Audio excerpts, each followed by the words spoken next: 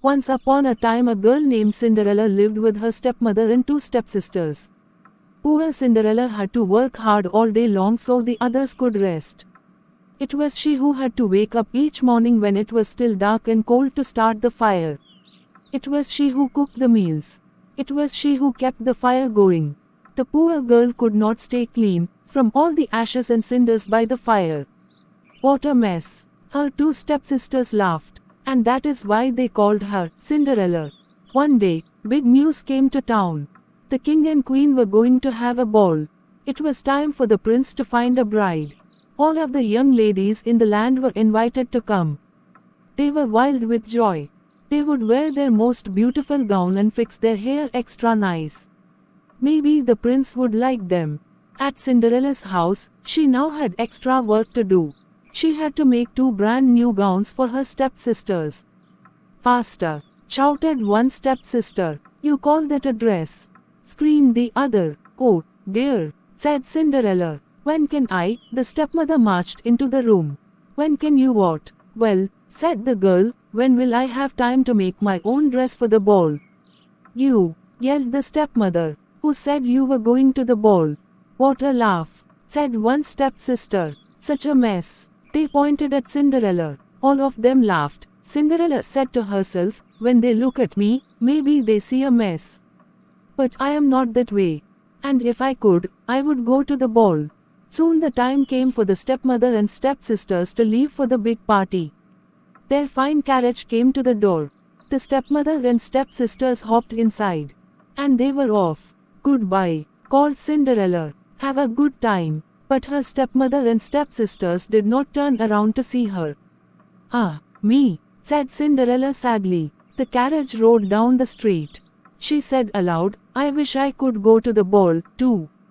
Then, poof, all of a sudden, in front of her was a fairy.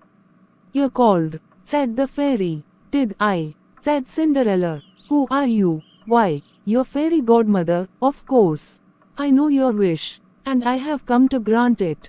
But, said Cinderella, my wish is impossible. Excuse me, said the fairy godmother in a huff. Did I not just show up out of thin air? Yes, you did, said Cinderella. Then let me be the one to say what is possible or not. Well, I think you know I want to go to the ball, too. She looked down at her dirty clothes. But look at me, you do look a bit of a mess, child, said the fairy godmother.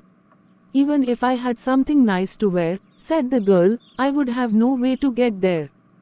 Dear me, all of that is possible, said the fairy. With that, she tapped her wand on Cinderella's head. At once, Cinderella was all clean. She was dressed in a beautiful blue gown. Her hair was set up high on her head inside a golden band.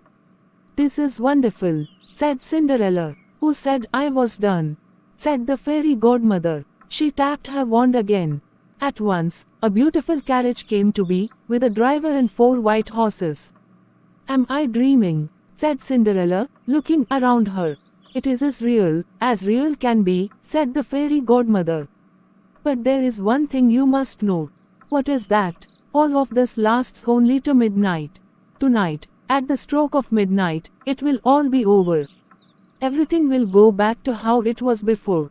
Then I must be sure to leave the ball before midnight, said Cinderella. Godmother, she stepped back. My work is done. And with that, the fairy godmother was gone. Cinderella looked around her. Did that even happen? But there she stood in a fine gown, and with a golden band in her hair. And there were her driver and 4 horses before her, waiting. Coming, called the driver. She stepped into the carriage. And they were off. Over at the ball, the prince did not know what to think. Why do you have that sad look on your face? The queen said to her son. Look around you. You could not ask for finer maidens than these. I know, mother, said the prince. Yet he knew something was wrong. He had met many of the young women. Yet after he said, hello, one by one, he could find nothing more to say. Look, someone pointed to the front door. Who is that? All heads turned. Who was that lovely maiden stepping down the stairs? She held her head tall and looked as if she belonged. But no one knew her. There is something about her, said the prince to himself. I will ask her to dance.